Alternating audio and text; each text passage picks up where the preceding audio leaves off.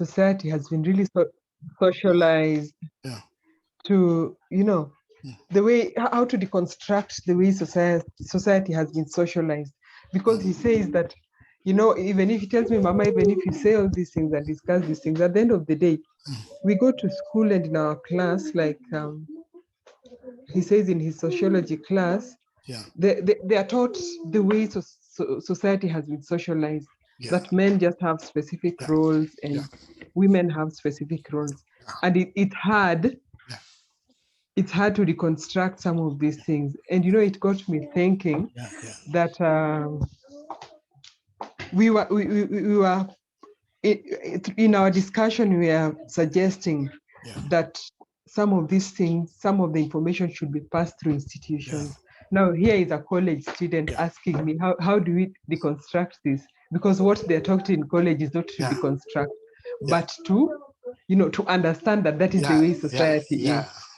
Yeah. Yeah. I think that's why I think yesterday Elizabeth was making that point. The Mm-hmm. entire curriculum we need to review, Helena, because I think the Mm-hmm. curriculum is again influenced by the larger narrative. The larger narrative is that there are defined rules which are Mm-hmm. socially constructed. So Mm-hmm. what we need is a deconstruction of those rules, those norms. Mm-hmm. I think that is not there. So therefore, when children go to school or colleges, they Mm-hmm. only see this the conventional way of looking at the roles rather Yes. than the rather than the construct that is happening that puts one gender over the other. I think Yes. that is something that probably we need to be including in our ways of looking at how do we, I mean, if we are talking about these changes, how do those changes come? I think those changes must come from everywhere, from everyone, from every context. That's what we need to look at. Yes, Thank you, and Helen. and Yeah, yeah, so he was yeah, really emphasizing on empowering the boy child to be able to cope with the empowered girl child, yeah. because he gave me a very interesting perspective.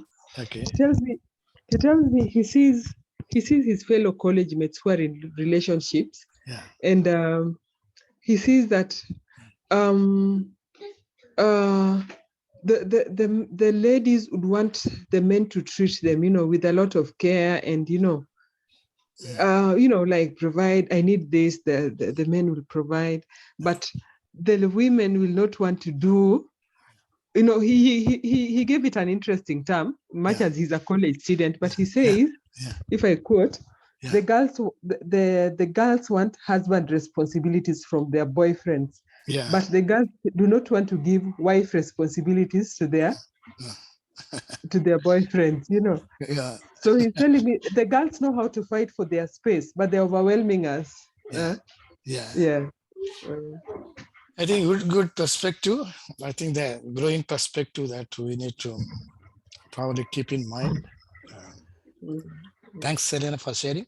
Ketilan, Thank you. yeah, you have something to share?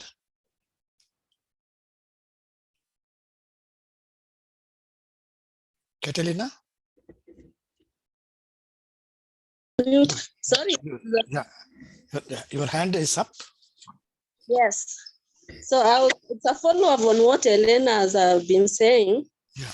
During forum discussions, Yeah. one of us posted a post about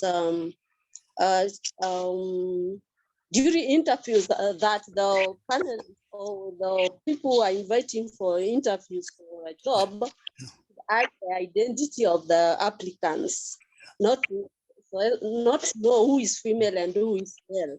Then I remember in response, we answer that it might be very difficult to hide the identity of an applicant because we use our names, and our names already define who is female and who is male. For example, if you see Catherine and my name, the Catherine is your name.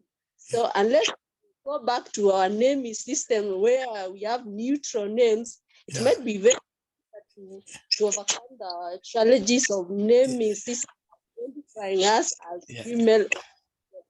So that one got me thinking. Yeah. And Kenya, most times you'll hear, oh, your name betrays your tribe, because in Kenya, when you see, for example, if you see my name, my surname, wow, Kenyans already know from which ethnicity I come from. Yeah. So training and socialization and even a change of curriculums may need a lot of work to be done so that we can be able to achieve all of the dilemmas and plans we have. Yeah. Thank you, Catalina. I was expecting Anna Maria from Namibia to join us, like we heard yesterday from Dima. I was requesting Maria to come and share with us her thoughts on women's subordination. I don't see her in the list. Is Anna Maria? Are you there?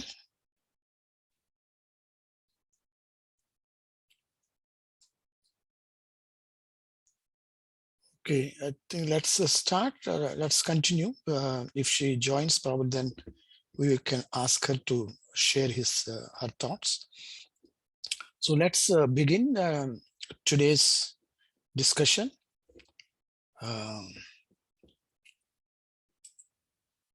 Which is we are looking in terms of how do we transform women's subordination, both in private and public sphere. So like we did yesterday, in terms of what are the scope and prospects of challenging men's domination, today's thing we are looking in terms of what is the scope and prospects of transforming women's subordination. For a while, it may look that we are talking about opposite when we said male domination versus women's subordination. But we need to look at in terms of these are two different things. One is domination. Dominance is something which is an action, is an act, whereas subordination is something which is an attitude. So we may have to look at more from that point of view. So today we will have to share what is within our minds.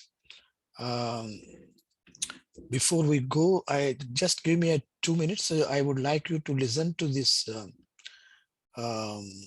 video, and then probably we will start discussion on this. So let me just give me 2 minutes. And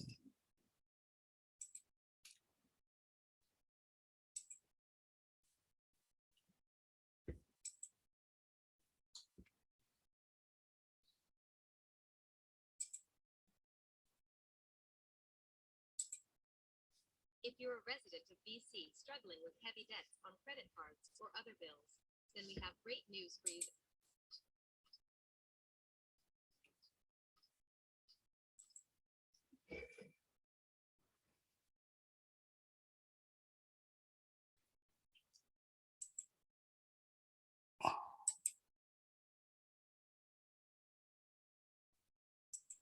We can't hear anything, Damo. and I'm just still to open. I'm just opening it.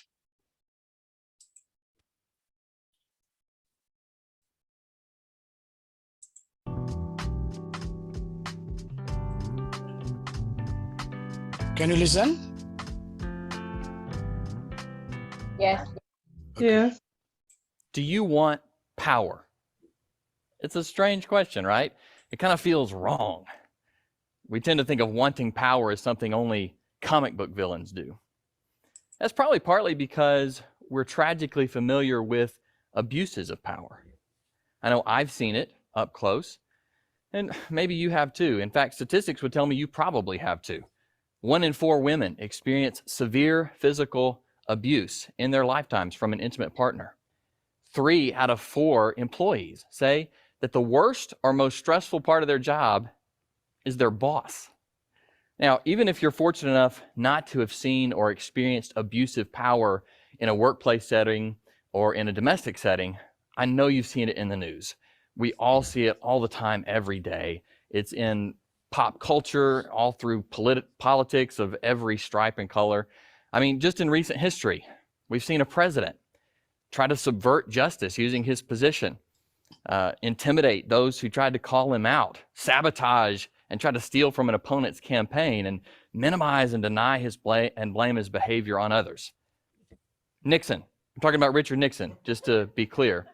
I could tell you that the patterns of behavior that I saw during more than 200 interviews with perpetrators of power-based crimes are nearly identical to so much of the civil and cultural discourse that we see today. Just recently, we all got a front row seat and watched in horror as a man used positional and physical power to kneel on George Floyd's neck for nearly 9 minutes while he died, crying out for his mother. All of these things are connected by a common thread, a pernicious desire for or expression of power. But I didn't actually come here to talk to you about all of that. I actually came here to tell you that I want power. And in fact, you want power. Right now, at this very moment, you and I are both trying to obtain more power, whether we realize it or not. Maybe you're not convinced. But what if I turn this question around? Do you want to be powerless? In the mid-1500s, Thomas Hobbes said that power is a man's current means to obtain some future good. The word power comes from the Latin posse, which means to be able. And it is also where we get the English word possibility. You see, power is not wrong. It's simply to be able to create possibility. We could simply define it as power is to be able to affect outcomes or people in a desired direction. There's my pursuit of power.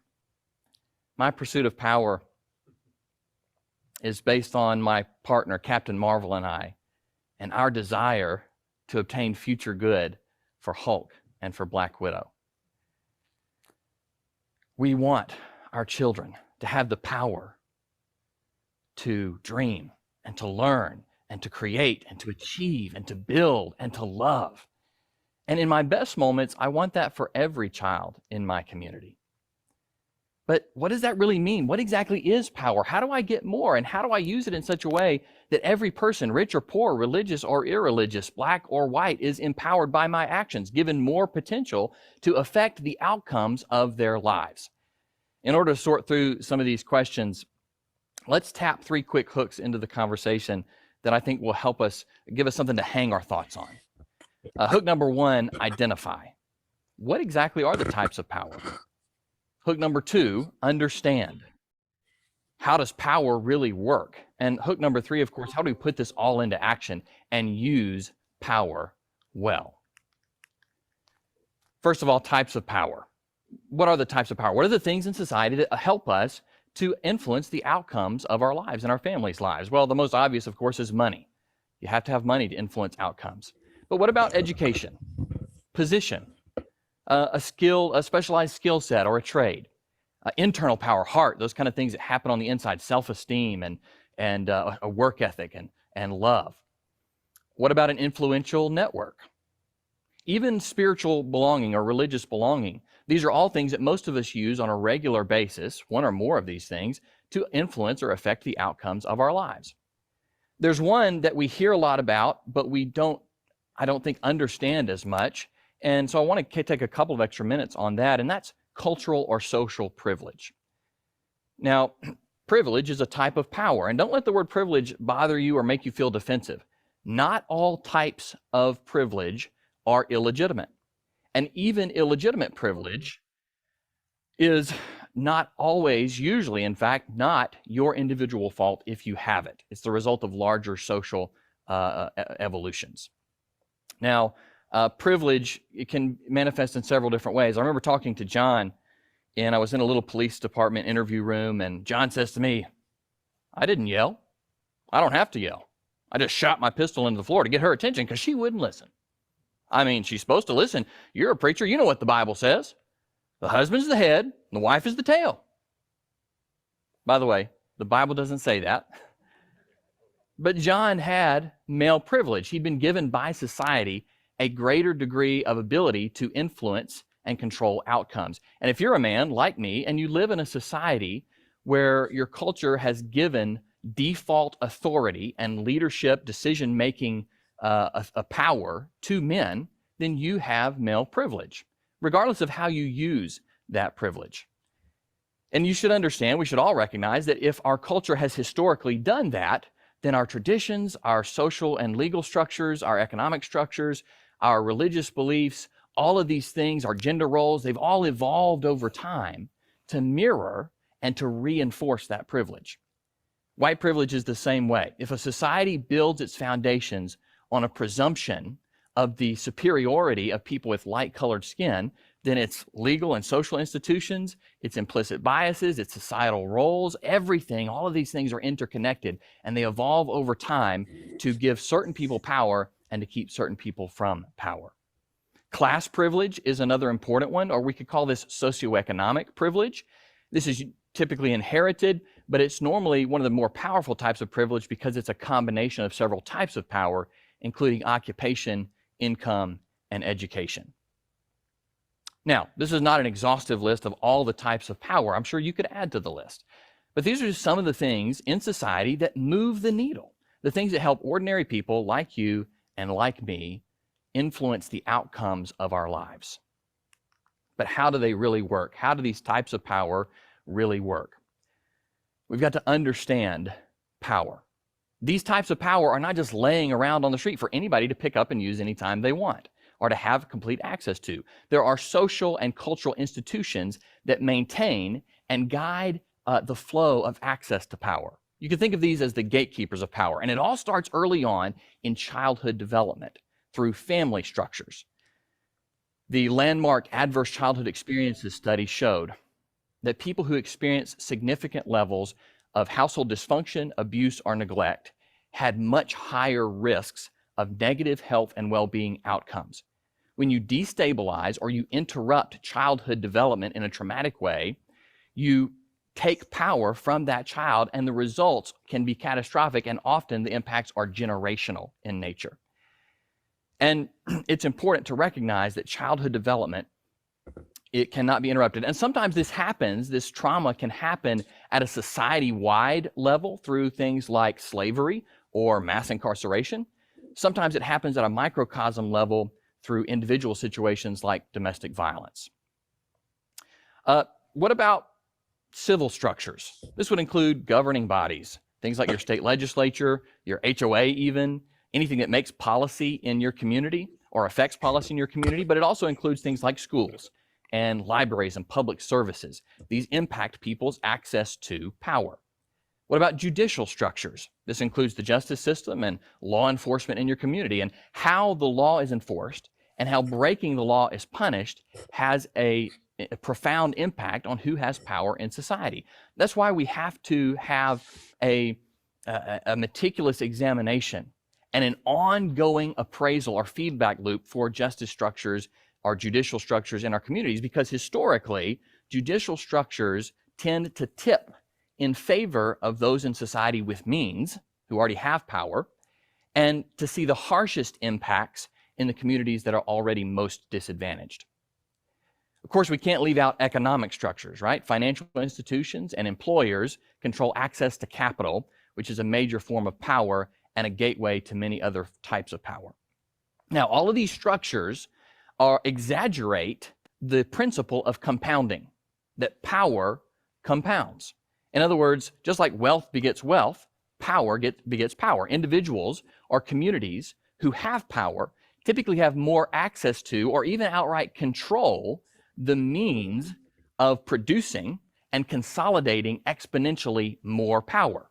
While individuals or communities who have little power have to typically work around the system in order to gain access to power. They may have to have a benefactor who has power, who can help, or they simply have to overpower the system through sheer numbers in order to actually increase their power.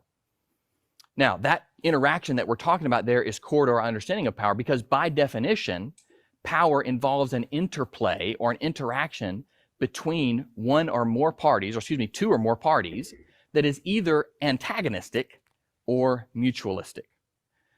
In an antagonistic context, power is used to overpower, coerce, dominate, control. In a mutualistic context, power is used to influence, inspire, collaborate, help. Now, an antagonistic use of power is always inefficient, and it costs all parties involved, resulting in a net loss of human potential. Individuals or communities who are forced to function for an extended period of time in an antagonistic context where they have less power experience what's called toxic stress. And that leads to destructive outcomes, including escalated violence, physical and mental health challenges, and even a complete loss of identity.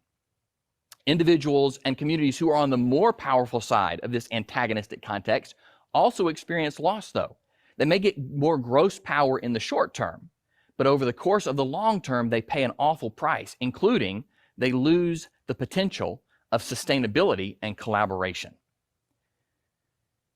Now, that doesn't mean that antagonistic power is never necessary. Sometimes you have to overpower, sometimes you have to intimidate, but antagonistic power is typically not necessary for the reasons that are often used to justify its use.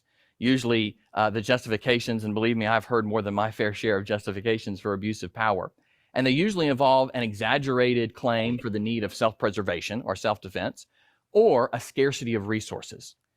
But the truth is, a scarcity of resources, there's almost never been a true scarcity of resources, not in the world, not in individual settings. There's almost always a scarcity of imagination, of innovation, of collaboration, of empathy. Now, on the other hand, mutualistic power is efficient, and it benefits all parties involved, resulting in a multiplication of human potential. Everybody ends up with more power in the long term. So, how do we use power well? How do we take that understanding and put it into action? It all starts when we acknowledge the reality of power struggle, and that nobody has the same starting line in life. There is no such thing as a pure meritocracy. There's no such thing as pulling yourself up by your own bootstraps. You have to have help, you have to have luck, you have to have opportunity, you have to have community, and that should motivate all of us to raise a hand and say, I will use my power, whatever that power is, to help and empower those with less power than I have.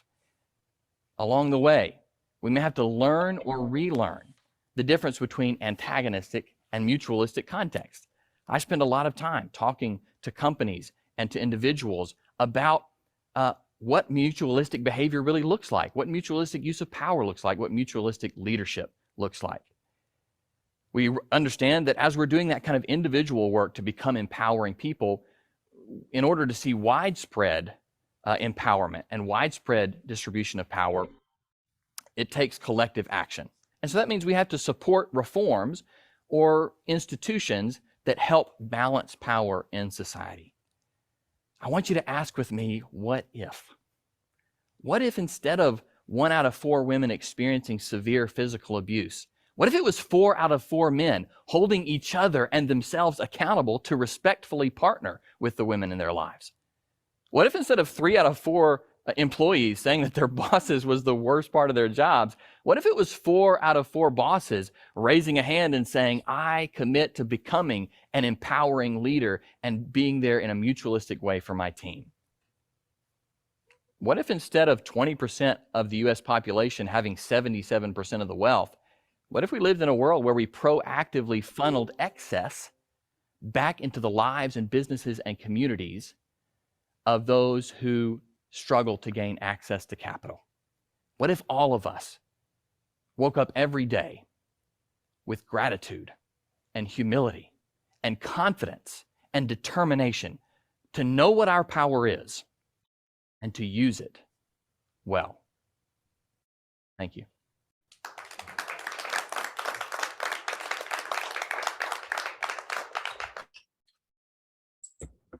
Stop the screen. Let's get quick reflection. I would like you to reflect in the context of women's subordination. There is a the reason why I have used this video for this discussion. If you can relate your insights from that point of view, would be great.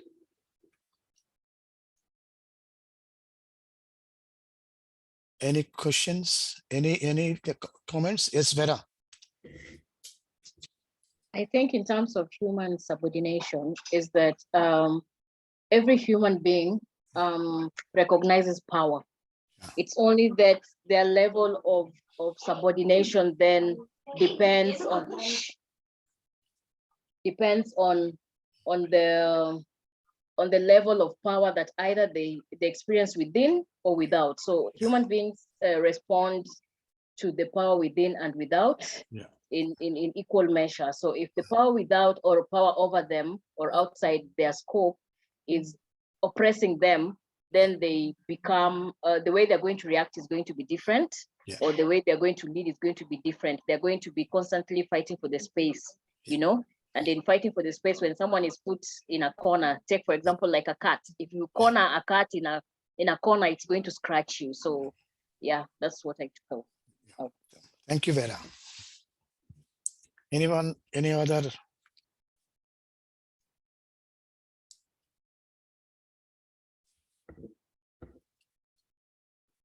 Any other comments? Please ask the question again, sir. Sorry? I'm asking in terms of whatever you heard from this video, in terms of women's subordination, can you look at what insights it brings?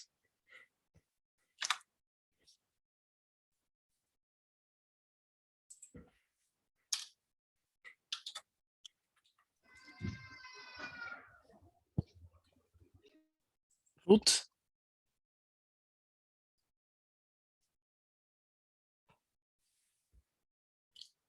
Ruth, you want to share your? Yes, I'll share. Let me repeat. Yeah.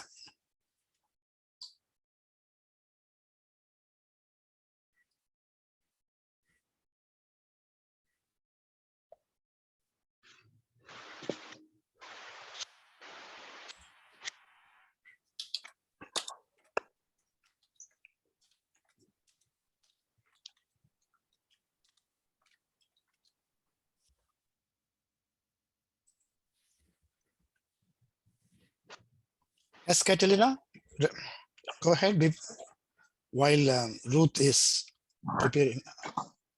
My take on the video is that power is inherent and power is neutral. That power is for every human being, both male and female. And what we've got to do is to recognize that power, know what power is, then devise ways of using power positively.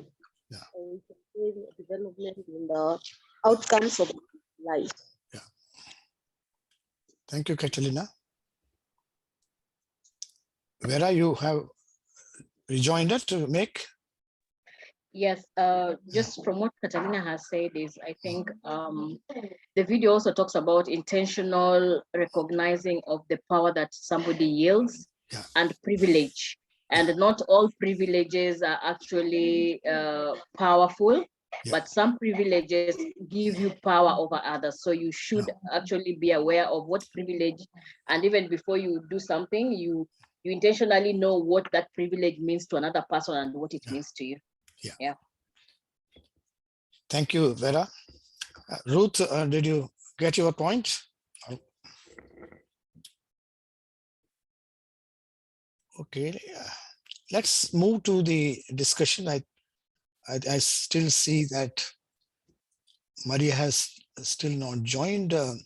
Yes, Doreen, how are you now? Doreen? How are you feeling now? Fine. I just want to make some comment from the video we just watched. Yeah. What I take from the video is he's explaining the different types of power. Yeah. And how they use the power to subordinate the women's power. And they should the power should be used accordingly, Yeah. so that the power is not harming other person Yeah.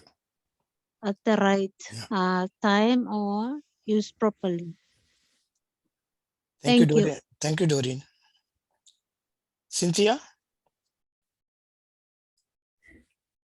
Hello, everyone. Yeah, yeah. Yes, Cynthia. Hey, sorry I'm late. Yeah. These days, my time is I juggle. Anyway, Yeah. thank God. I just want to say that, Yeah. you know, power over, Yeah. or whether you're the one exercising the power or not. Yeah. My contribution to this insubordination is Yeah. running away or saying, no, they should do their thing. You are indirectly handing your power over to the other. Even if there is a situation that is not favorable to you, behaving like an ostrich or say no, like let me use a very good example in politics. You say no, bad politics is bad, I will not vote. For the fact that you refuse to vote, you are actually empowering those who will bully you in the future. Yeah. If the bad ones vote Yeah. and they are put into Yeah. power. So it's very important for one, Yeah. for me to recognize the power within me Mm. and the power within the other. Two, Yeah. Yeah. when I am privileged, I exercise certain powers. It's also to recognize what I use the power over in a privileged situation.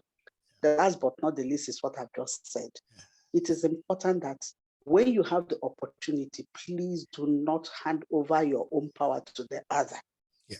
Because if you do, if it's a negative situation, the consequences, you will have to bear it. Yeah. So this formation and information we are getting.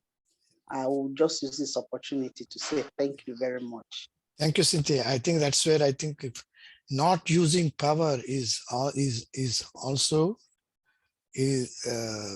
not helpful.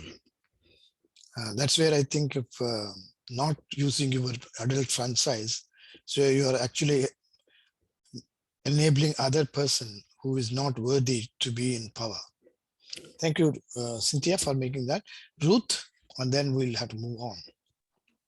Yes, so Yeah. for me, I picked something about power within. Yeah. And I think power within really defines someone, Yeah. their worth, and how they engage with themselves and with others. For me, I feel as if power within then allows you know how to interact with power over and the other kind of powers. Yeah. So it is very important for me that somebody realizes who they are and the power within themselves, because it really identifies so much. Yeah. Thank you, Ruth. I think within this, let us seeing this context, let us get into Doreen. You have supplement to make? Yeah, I just want to comment. For me today is how the powers are used in different levels of positions. Yeah. Where some powers are used over and they cause harm to others. Yeah. And we need to understand different of powers so that we can make a good decision. Yeah.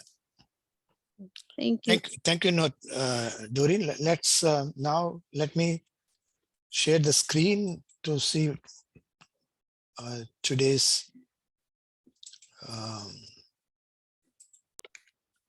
can you see the screen? So today's discussion is what is the scope and prospects of transforming women's subordination. I think this is where we need to look at in terms of power and in terms of mutualistic power, where we are looking for more collaboration rather than a domination. So let's decode how do you see, or how is women's subordination reflected in private and public sphere? What changes would you like to suggest to transform that? What challenges it has, and how do you like to overcome that? So I will stop the screen, and then this is available with you. The floor is now open for discussion.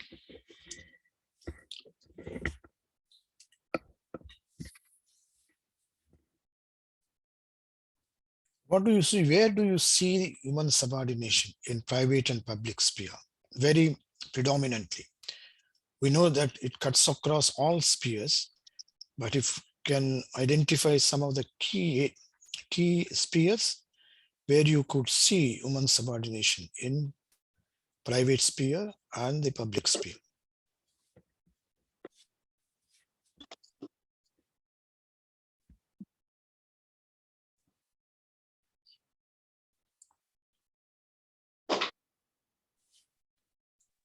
Can I try? Yeah, please, Ruth.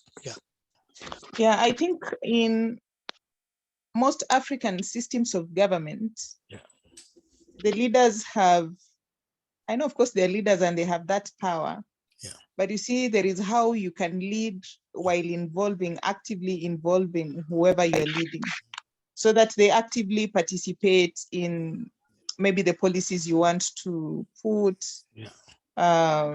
the developmental issues you want to handle. So then like that, when the process is inclusive, then they embrace it better.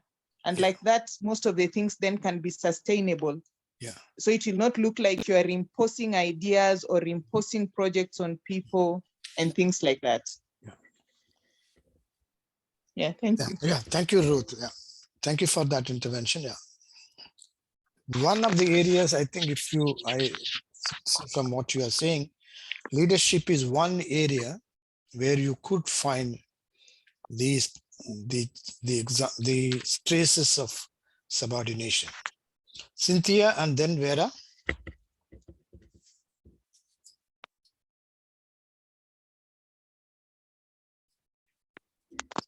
Cynthia?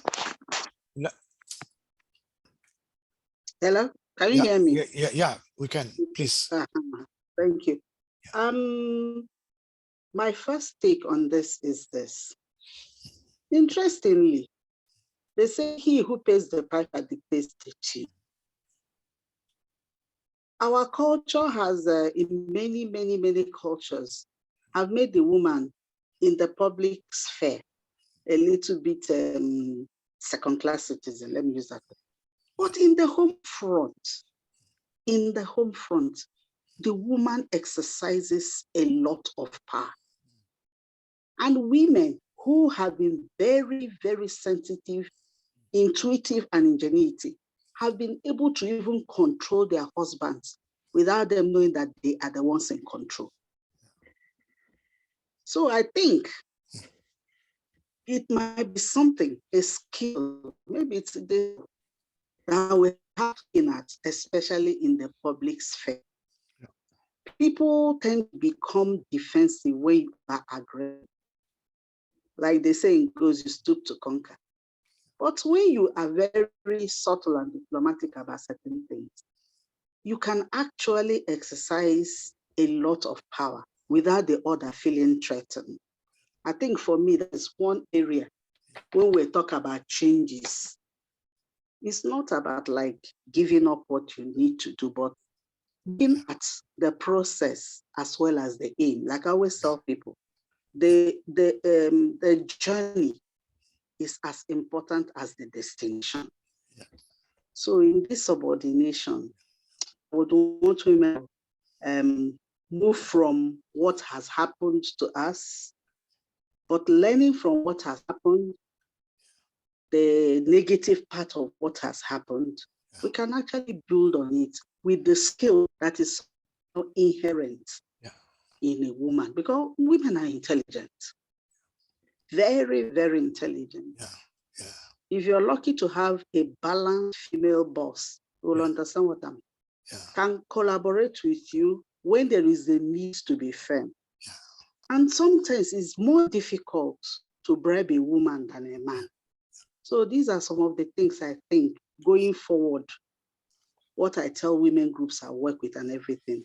There's no need crying over spilled milk. Forget about what has happened in the past. This is where we are now.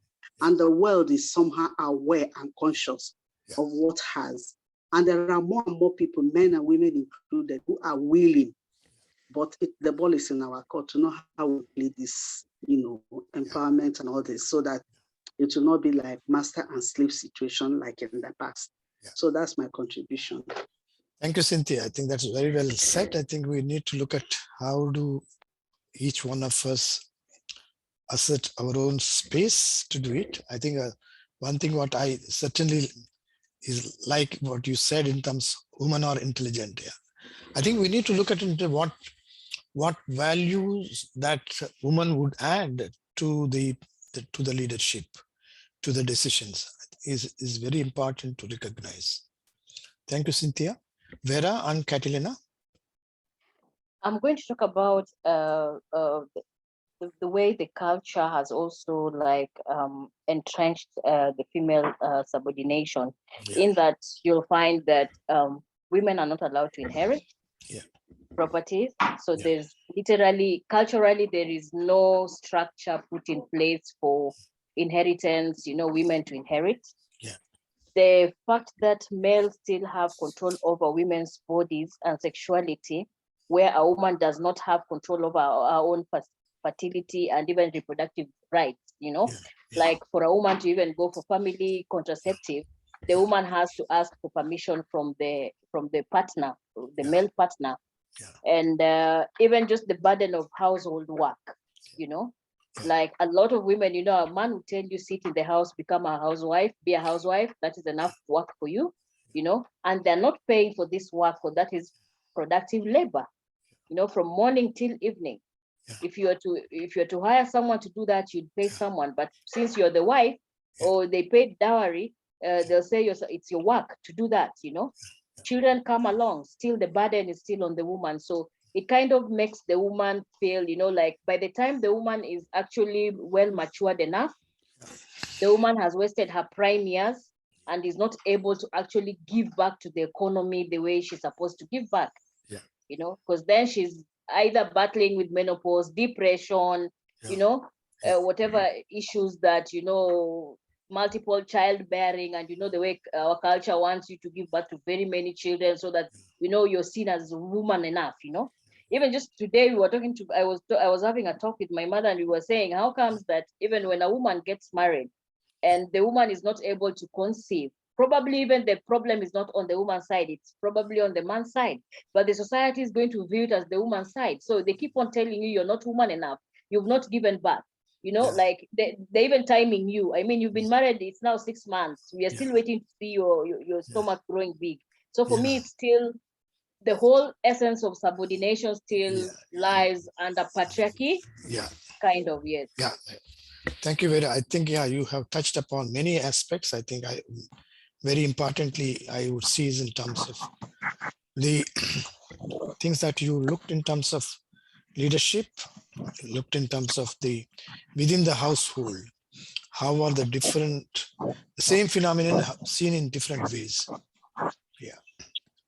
Catalina? Okay, it's like Vera has read my mind, but I was going to civilization and our cultures that assign women the family chores that are deemed to be of no value, as the others that are deemed as of value, because of position and of property ownership, position of the same. Women are not rights in the household, in the private realm. And the decision making, that is always left aside. Everything will be known by the men about the woman and the chores and everything. For example, I have a friend whose son has sat his KCPE examination. That is the grade 8 class 8 in our Kenyan system. So, of the schools, and there is going to which school. They have had a conflict with the father to the child, because the mother wants the son to go to some school, and the father wants the son to go to a school that is near to their home. this is a mixed marriage. One comes from one culture, the other one comes from the other culture. So if the mother decides that, or wins that this son goes to the side of maybe my family, it's like, no, women in our culture do not decide. And if this son goes to this side, it's like, now you are dominating me and I am the man. So at the end of the day, of course, the lady gave the powers to the man, and the son will go to that the man has decided, despite the son wanting to go to a different school. So a lot of work has to be done to that. Thank you, Catalina. I think we have looked in terms of leadership, we looked in terms of property inheritance, we looked in terms of decision making. So which are the areas? Let's look at more from the public sphere. In public sphere, where do you see, can you decode women's subordination? I would like the men in the group to share, because I think you have been silent in the last. You don't want to share anything, or what is that? I don't know who is our man here. Is Francisca? I see there is one from CMES, Mizanur Rahman. Can you share your thoughts? How do you look at in terms of how do you see human subordination in the public sphere?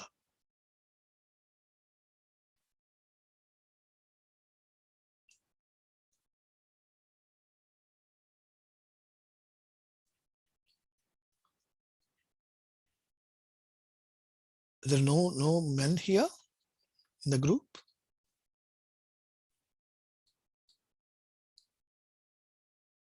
Hello?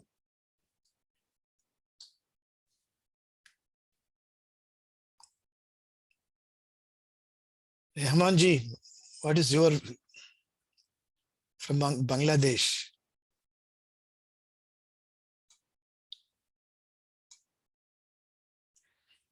Okay, let's look at in terms of others. Where do you see women's subordination reflecting in public sphere? I think we have talked more about the leadership. Other than leadership, did you notice where women suffer from subordination in public life, public sphere? Is Helena, and then Cynthia and Doreen. Helena? Thank you. Yeah, Damu, in as much as we may not want to look at where women suffer so much in subordination in terms of leadership, but from a personal experience, I think it's more rampant when a woman wants to take up a leadership position, especially in the public. There is more harassment than anywhere else. Yeah, and because as a woman, you will face a lot of things. They will tell you you're not able to do this because you are a woman. You cannot take up space where there are men. You are bullied. You are called names. You're even told things like, you know, even once you get a position, you're even told, you know, you slept your way into that position. Or there must be a man coaching you, you know, to take that position. Sometimes they like one experience I had was even from a fellow woman telling me, you know, you just need to bribe and talk nicely to them so that they give you that position. It's a position, you know, you qualified for, one has qualified for, you are able to get it. You're even beating people in interviews, but you're told, talk nicely, you know. And the talk nicely, I was asking her, what do I really need to say?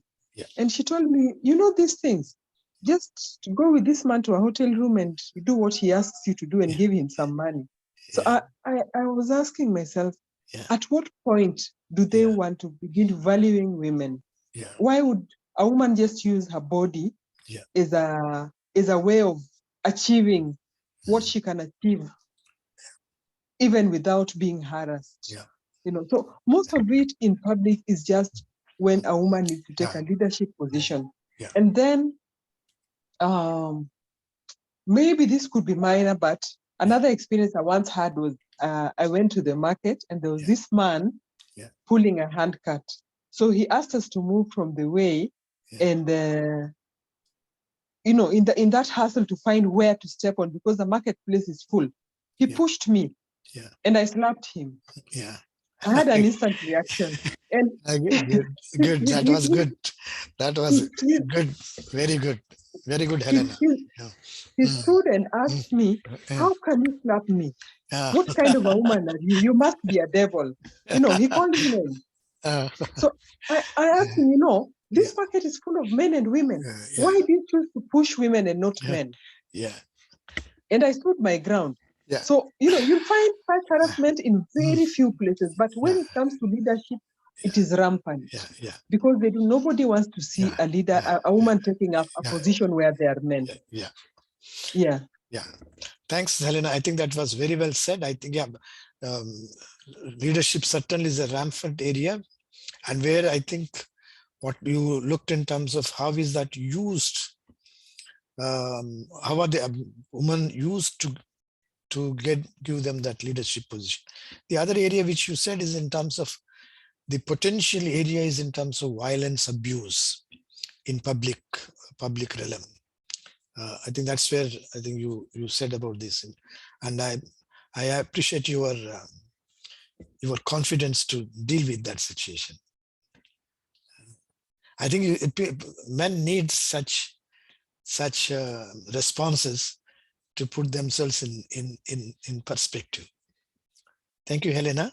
Cynthia, Doreen, and Goetzion.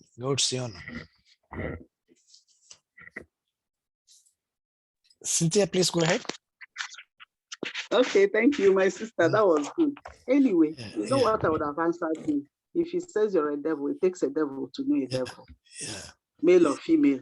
Yeah. He pushed and he says you're a devil. It takes a devil to know a devil. Yeah. So, that's right. Anyway.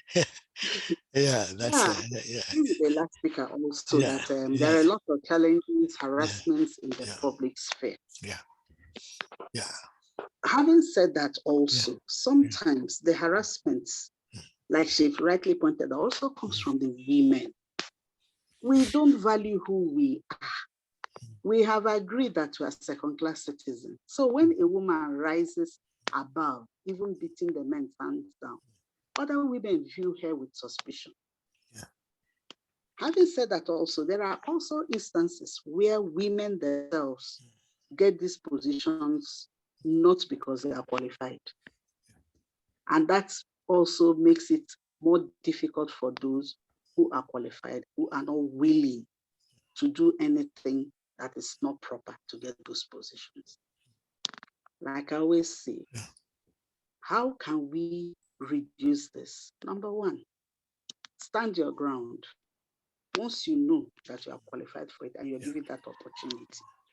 And when you become that leader, be a transformational leader. Be the type of leader that carries both men and women. Because sometimes the human tendency, especially women, when we suffer something and we get to the place where we have power, it's like, because I went through this process, every other person coming behind me must also experience the difficulty I encountered in getting to that position. If you are able to rise above the difficulties and you're able to do a good job.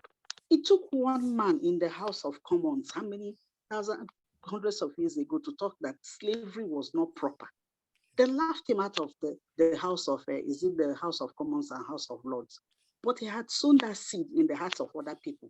They were uncomfortable. Change is not easy.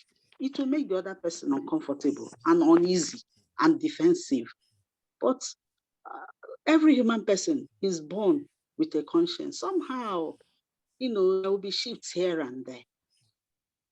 So what I'm saying in effect is, in the public sphere, there are a lot of challenges. But we have behind us a history of a lot of women who have overcome many odds. And that one is what we should look at when it is our turn. And when it is our turn, let us also leave a legacy that those coming behind us can say, oh, these women. Let me end by saying this. The other day, I don't know what we're talking about, Nigerian politics and everything.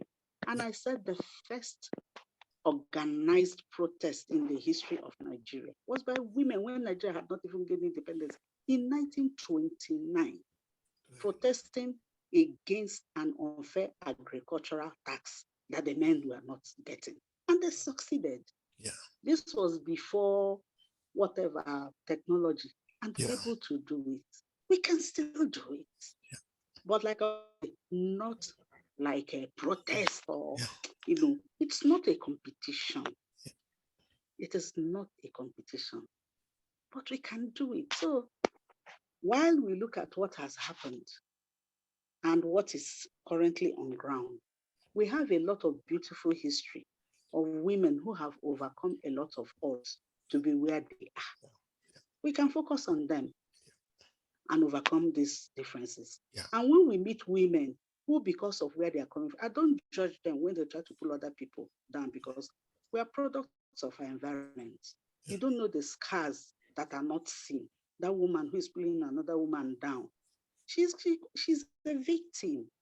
So what do? You treat such with kindness, and maybe a bit of healing will occur. Then you have a partner who will support whatever you're doing. Fellow ladies and gentlemen on this platform, don't fight, rather stoop to conquer. Thank you.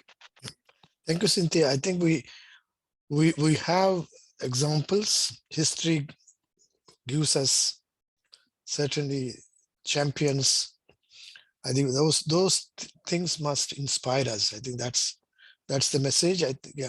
We know that there are challenges, and those challenges are not easy. They are complex, but we also know that there are people, there are groups who have challenged it, and then they have successfully overcome those things. I think those stories must inspire us. Doreen? Yeah, thank you. Over here, like others says already, women are judged when they get positions. But here I will talk about some subordinates happening within other public space. For example, churches or religions. Women are always treated differently. For example, women are not allowed to preach in front of the people in a congregation. I don't know why, but maybe they are judged by their monthly period, for example. They are not clean, or they are something like that. So it's a challenge for women too, to get in front of the congregation and preach, but they are the good preachers as well. Yeah. So women are finding challenges in talking in the church, sharing Bible and something like that in the church. So women, I've seen that in the religion, they are given voluntary roles in playing work in the churches. Unlike men, they are the ones who been there. So yeah, not only politics or cultural, but in the religions, you can see that women are undermined. Their powers are not being used. So yeah, so there are other ways that women can use church to advocate on the issues, so that they can have achieve some of their goals. Yeah. So church is one of the good place or platform to advocate on issues affecting women and girls, children, and vulnerable people in the community. Thank you. Okay, Doreen. Where are you from, Doreen? Pardon? Where are you from? You're from Malawi? I'm from Solomon Islands. Sorry? Solomon Islands. Okay. Solomon Islands. Solomon Islands? Yes. Okay. Thank you, Doreen. I think we need to look at in terms of how does this purity goes, I think, is located. I think what we are looking in terms of in this subordination is the inferiority, the superiority versus inferiority. I think that's the concept that we need to challenge. And in terms of this, the concept of purity is something that is used to exclude people. And then in the case of women, it is seen more from the monthly, but in terms of other communities, it's the type of work that they do. I think we need to look at in terms, how do we overcome this? How does this concept of purity, which is introduced certainly by, it's not a, if you look at in terms of the interpretation of religions, no religion says that you need to treat other person unequal or as inferior based on their sex or based on their occupation or based on where they come from. Really, for religion treats everyone equal. But the interpretation of the religion is what is in terms of how does it matter if you are in the periods or not to preach. So God is not going to accept, because these are natural processes. I think somewhere that need to be challenged. The concept of purity is something that need to be challenged. Go ahead, Sana. I saw your hands. Yes, thank you. Yeah. Thank you. I'm from Botswana. Yeah. Yeah, I just wanted to share our experience here of subordination. Yeah. I think it's something that was also entrenched in our cultural practices. Okay. You know, where women are treated as subordinates as like subordinates to men, more especially in public gatherings. You know, like funerals. We have a system called a Khotla system, where we know a traditional system, where in meetings we gather at the village place. That place called the Khotla is like a meeting place or a town hall. You know, traditionally women are relegated to sitting on the floor using mats and not chairs. Okay. And this is something that is continued, that even in this modernized era, you know, priority for chairs to sit on a chair is still given to men.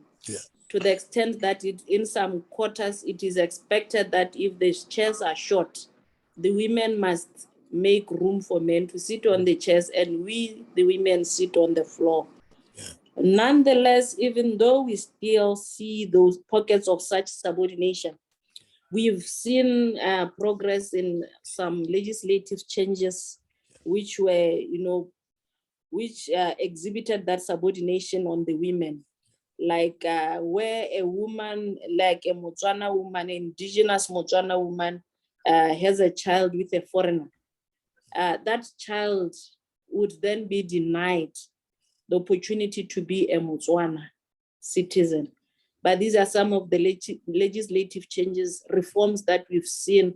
And through, like, as one of my classmates was saying, we need to be agents for transformation. Through one woman challenging that type of thoughts and laws. And then we saw a reform in that direction. Even in where there's marriage and we apply for loans. Now we see that whether it's a man or a woman, it is expected that the partner must consent.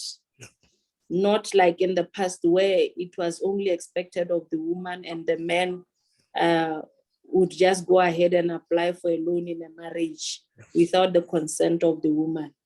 So we still experience subordination, but then we're seeing changes and victories in some areas where there was serious subordination, that there is a reform in the form of legislation to favor women. And of course, because of the championing of other women who challenged some of those subordination ideologies. Thank you. Thank you, Gaetsana. Very well said. I think we need to look at there are changes happening, but we also need to be conscious that the new forms of subordinations are coming. Because basically what is happening is in terms of all these policies and practices have a meaning if the mindset, the attitude towards women changes. That in the attitude is in terms of treating them inferior. If that goes off, then the positive things are there. Quinter and then Cynthia. Quinter? Thank you. Yeah. I have an experience. Yeah. I don't know whether this would qualify as subordination, but I have witnessed in my community that when women go to the clinic, yeah, when they take their little children to the clinic, yeah, and you go with your husband, then automatically you're allowed to go in first. It doesn't matter how long the other women have stayed on the queue. So bringing your husband is considered a good thing. I know they are trying to encourage men to go to the clinic with their wives, yeah, but I think this is sometimes unfair. yeah. Yeah, Yeah. Thank you. Where are you from, Quinter? I'm from Kenya. Okay. Yeah, I think that's where I think where does the privilege come? The privilege is coming from in terms of male presence. Yes. So therefore, and then all other women, because they don't, their husband did not accompany them, are sufferers. Thank you, Quinter, for sharing that. Cynthia?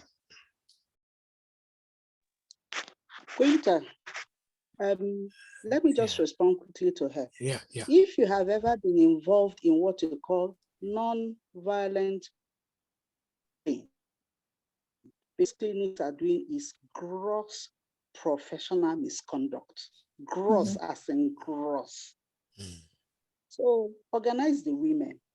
If it happens again, without saying anything to anybody, they just sit on the floor and block the door of that clinic. I will tell you, the CEO, whoever is the head of that clinic, might not really be aware of what is happening. Yes, non-violent human chain. Okay. That practice will stop. Honestly, it's gross professional misconduct. You know, women have been so used to second fiddle and identifying themselves with men and all that and all that and all that and all that, that sometimes we don't even think. We see something that is wrong that we can actually address immediately without any fight or anything. It's a matter of the women who are there with their babies alone. Many, maybe they're single mothers, it doesn't matter. They have come before this one that has come with a Professor so and so as husband, no problem. They just sit on the floor and plug the door to the clinic. Why are you people sitting there? Why are you blocking? We've been here since morning. Somebody is just coming now and they've left her in, and it's not an emergency. I'm telling you, my sister, that practice will stop. Yeah. They will think twice, because any doctor or nurse or whoever is in charge of that clinic might not be aware of what is happening, because nobody has spoken up. My sister from Botswana, this is my 15th year here as a missionary, and I can echo what she said. A lot has improved. When we came, it was like, hey. One other one that I was so happy when legislation was passed, a married woman cannot apply for land in her own right. And I was so happy. It has a legislation that, are you a Botswana? Yes. Do you need land? Are you married? Yes or no? It's the merit. It's now on merit, as it were. So this issue of it must be with a man.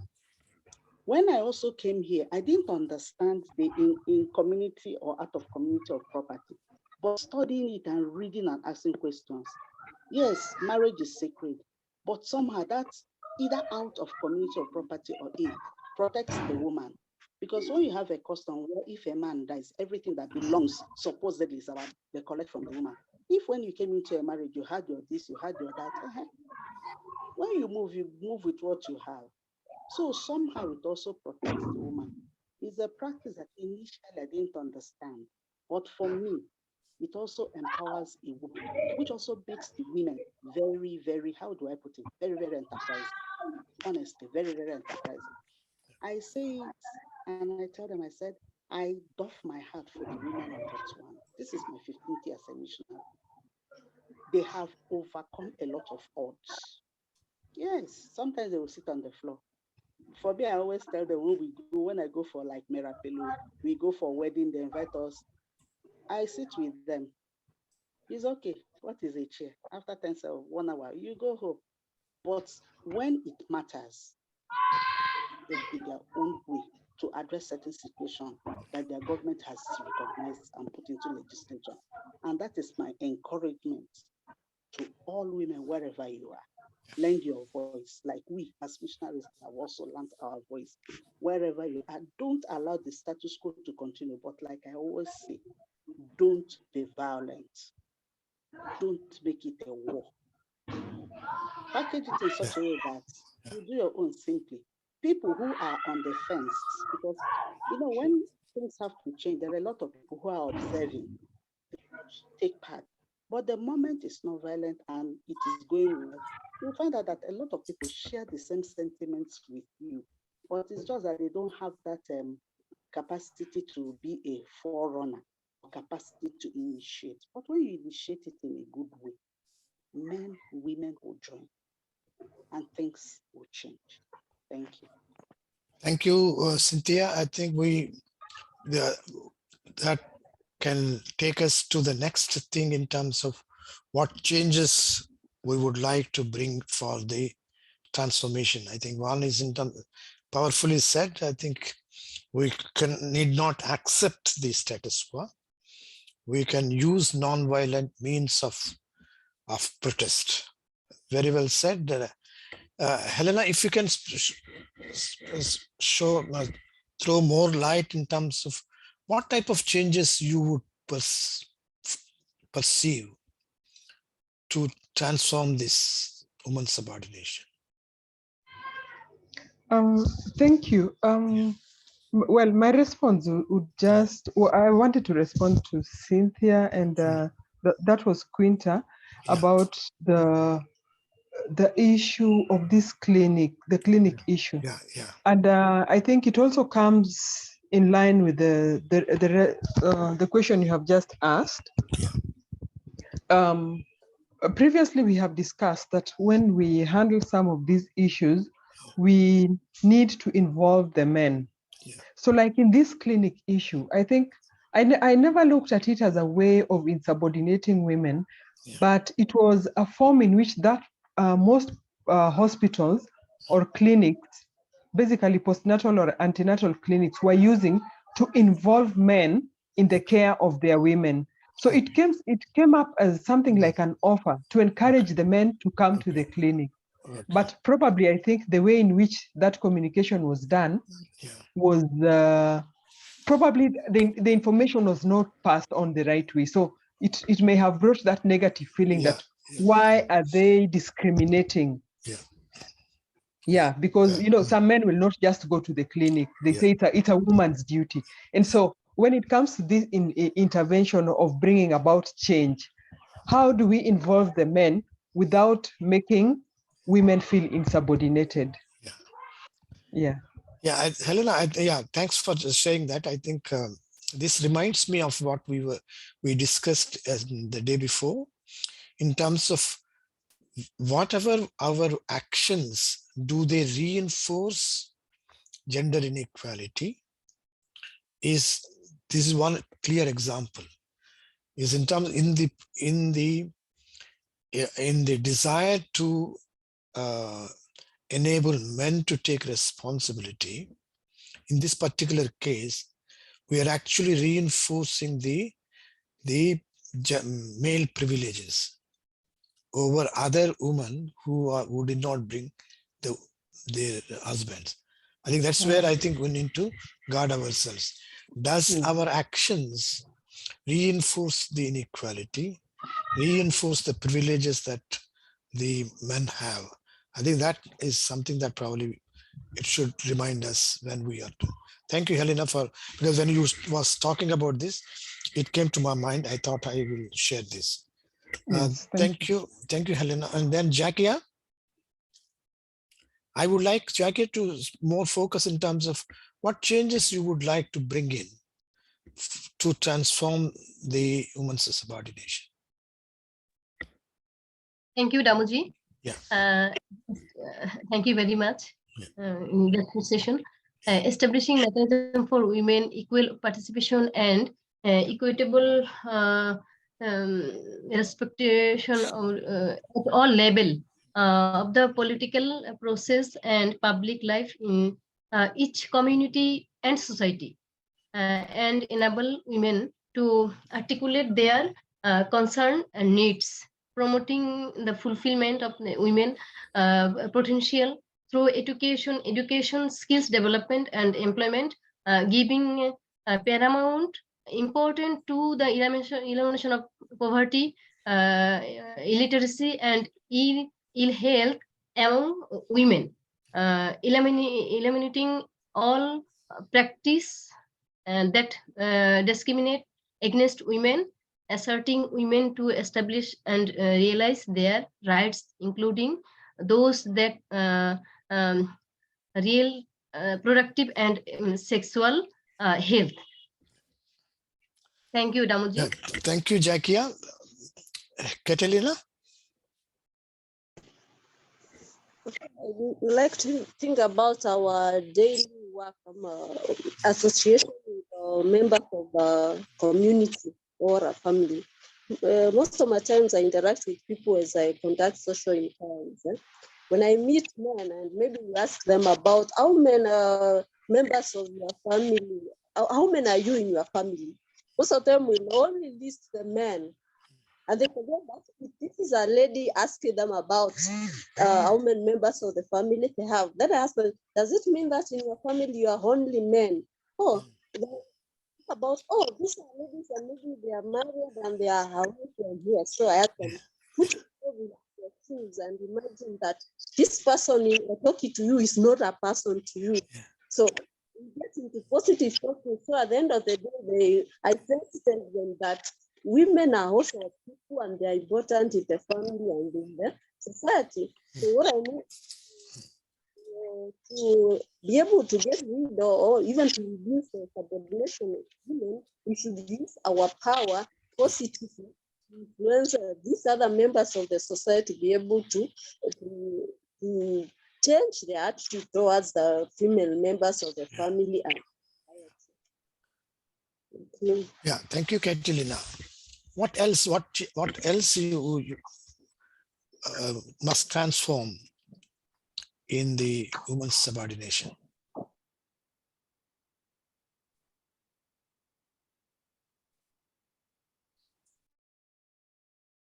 Any other? Where do you see that the changes can come?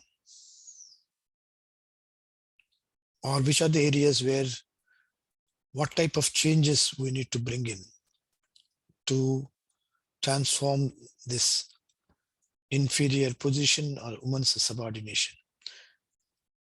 Jackie, you still have things to add, or Cynthia and Goet Swine? Cynthia and Goet Sana? Awareness campaign, awareness campaign, awareness campaign. What do I mean?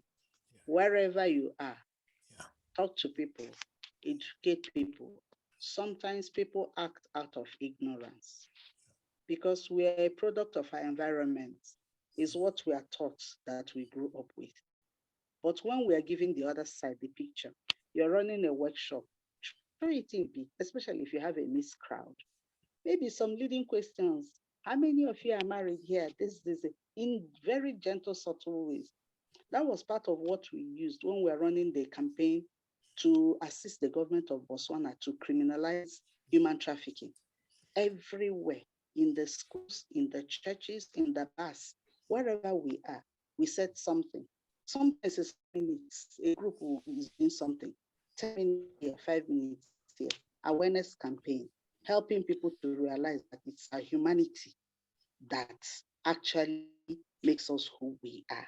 and man or the woman next to you is a human person. The second is collaboration and networking. When men feel that they are threatened, they will fight back.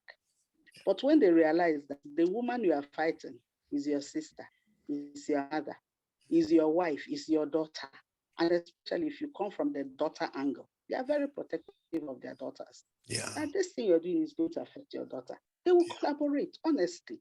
Yeah. So if we make it something that everywhere you go, it's like a radio or television advert jingle. Yeah. In one of the campaigns, we made a short song out of something, and the children in school picked it up. You're teaching children, that kindergarten way of teaching children with songs and all that. People become aware that this thing is not proper. Next time, when they're in a place where they can lend their voice, I'm telling you, definitely they will. That's my own contribution. Thank you, Cynthia. I think more and more it's being realized, because how do you involve men to challenge this, to bring changes? I think, as you said, probably, I think there are certainly men who could be allies, because they have their own emotional link to their daughters, to their sisters. I think that's what we can bank on. Goitsian and then Doreen. Thank you. I think another one is on advocacy, on towards legislative reforms, because we can also use our voices where we can, because some of our laws, the legislative frameworks in place in our countries also can bring in subordination, but we can also play an advocacy role towards legislative reform. Thank you. Thank you, Gaetsana. Doreen?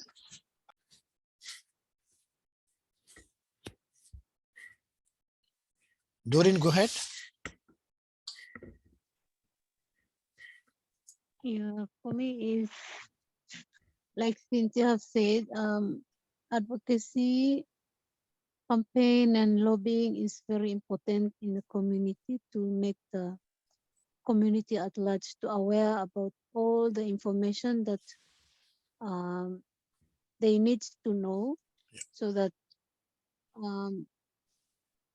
everybody know what to do and get aware of what is to concern of them, so that whenever women are trying to do something, people in the community, they will help and support, because awareness and lobbying in a upper level is very important. Lobbying is when we trying to convince our parliamentarian. It's good to use lobbying so that we can convince them with some of our concern or issue that we want to achieve in our country or community. So yes, I agree with Cynthia. Advocacy and campaign is very important, so that people in the community that less attend or vulnerable can be aware as well. Thank you. Thank you, Doreen. Millicent and then Catalina. Millicent? Okay, thank you, Dama. Yeah. Where are you from, Millicent? I'm from Kenya. Okay. Yes, Millicent, go ahead. Okay, I think the only way that we can address women's subordination is changing people's mindset and planting in the idea of gender equality. But in other way, we can empower women through education or economically. Why am I saying this? If a woman is empowered through education or economically, it means that she has power. Power means when a woman has, let me use this, I don't like using it, but let me just use it. If a woman has money in my society, that woman is respected. and she's recognized. So if we empower women economically, they become very powerful and they can speak for themselves and also speak for others. And I think if they are powerful, it means that they can participate in the decision-making tables. Yeah, that's my take. Thank you, Millicent. Thank you very much for that intervention. Catalina, then Aiswin. Catalina?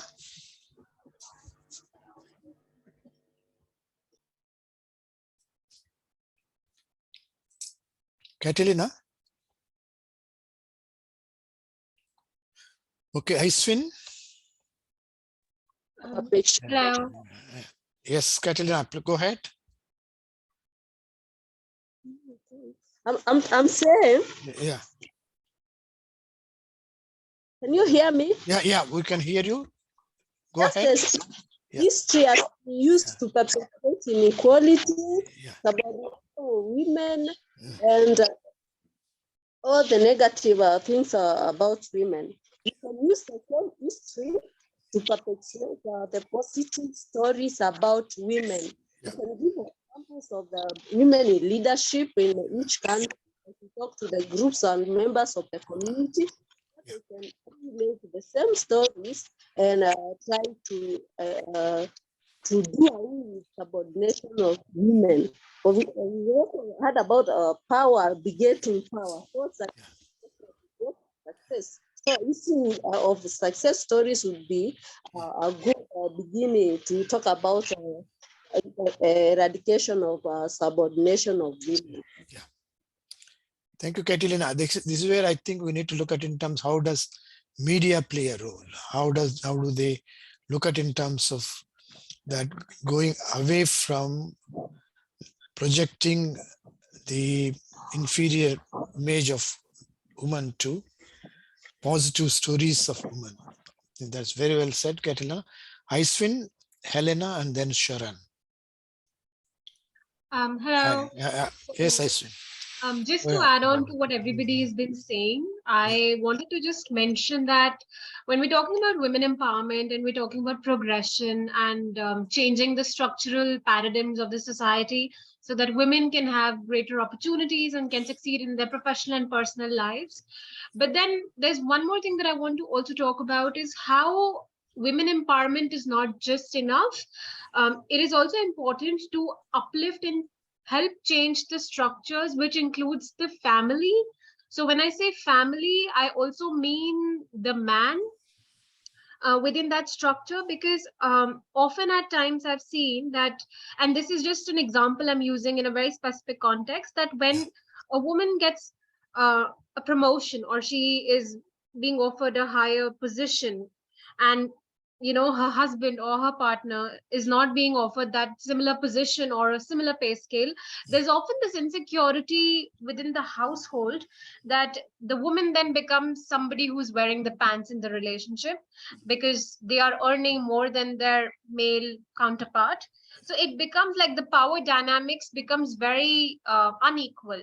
So here I think it is important to reiterate that if we expect or if we want women to get empowered and progress, it is also important to make an effort to help change the mindset that men have. They should not feel threatened by a woman's success. They should feel proud. They should support them, and they should understand how difficult it is for them to be where they are, because they have to prove them twice as many times as for a man. So the struggle, the journey has to be acknowledged. And in the society that we live in, of course, things have changed now. We are well aware of how things are, and we are living in a very cosmopolitan culture where we also have some amazing women women occupying some fantastic position of powers, and they are using their voice, and they are using their voice to talk about women empowerment, gender equality, and they're also encouraging men in their circle to be allies with them, so that as a society they can get uplifted, as a society that they become empowered. So I feel when we're talking about women empowerment, we also need to take into account that the structure needs to change holistically, so that women in the true sense can be empowered. And for that to happen, I think the change needs to start from within.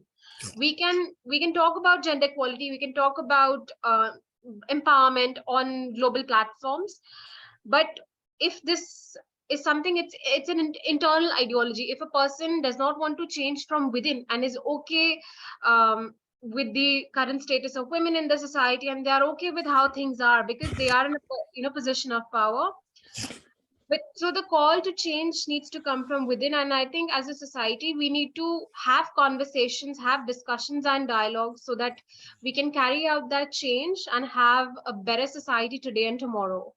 So this is what I wanted to say. Thank you. Yeah, thank you, Aiswin. I think we need to look at it. I think that the greatest challenge that we have is how do we help men to overcome the insecurity?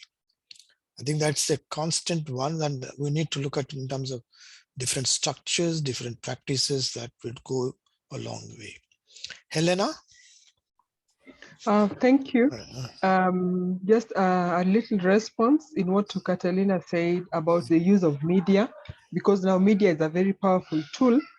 It is one of the best ways to use, to pass information. And I also want to agree with Aiswin that empowering women is a very important tool, because nowadays you hear women are told, what are you bringing to the table? Sometimes women feel offended because other than the unpaid labor you give at home, you're still expected to bring in more.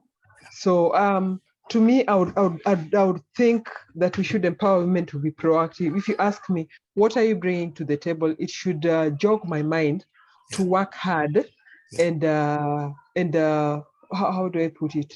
Empower myself economically.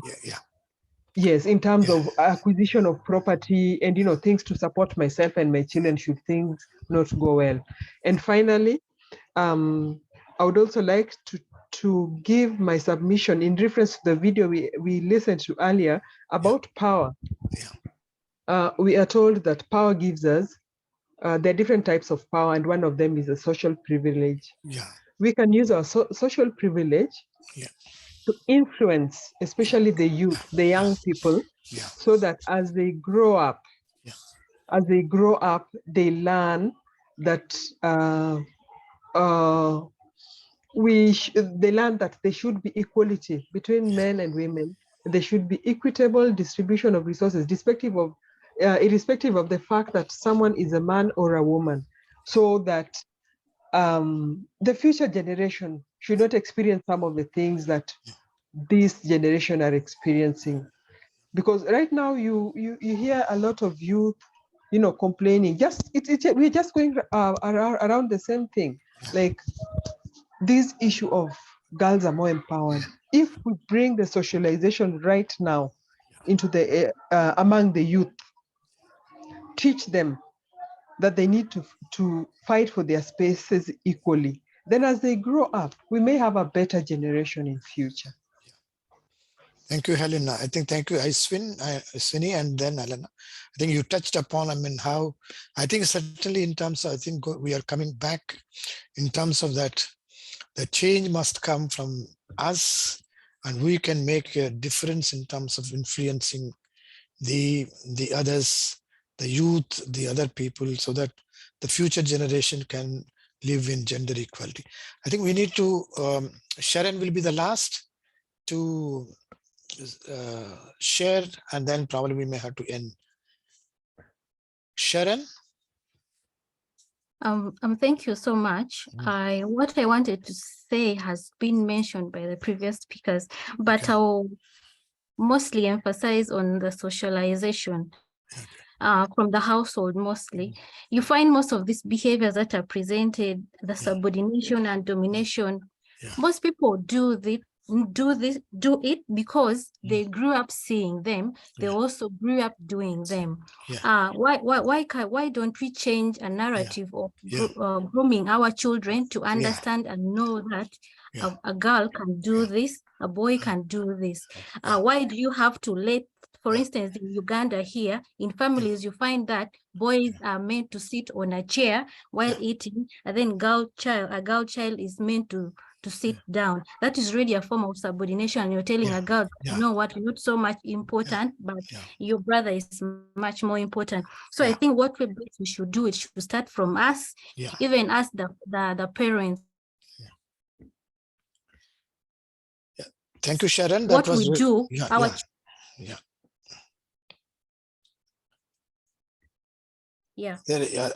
Thank Sharon. Where are you from, Sharon?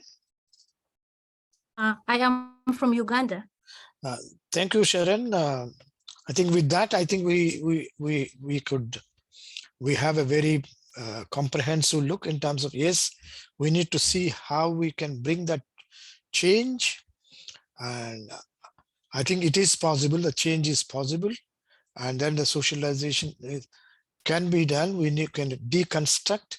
We need to rewrite the narrative. I think that's where we could look at in terms of transforming the women's subordination. Before we close, I would like, we have now completed 3 modules. We would request if you can share your feedback on 3 things. What was your experience with the course content, and what suggestions you would like to make to improve it? And how was the experience with the delivery of the content? Do you have any suggestions? Or do you feel that there is something could have been done better? If we have missed any opportunities, please share. If you can share your thoughts in the WhatsApp group, that would help us to look at the remaining 5 modules. How can we take that feedback into account? So thank you very much. But these 3 questions are there in the slides that I have shared with you. And I would appreciate if you can share your comments, feedback in the WhatsApp. Thank you very much once again. See you on Monday. Thank you. Thank you. Bye. Bye. Thank you.